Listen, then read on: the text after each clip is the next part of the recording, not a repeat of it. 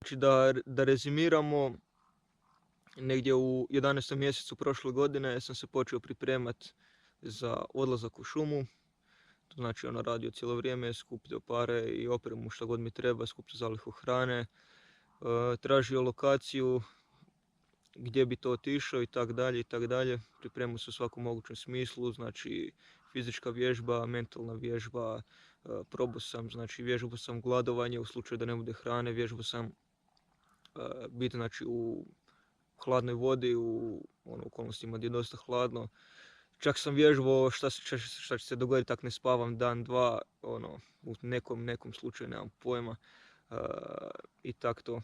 Dosta tog sam proučavao na internetu u knjigama, da se pripremim koliko god mogu.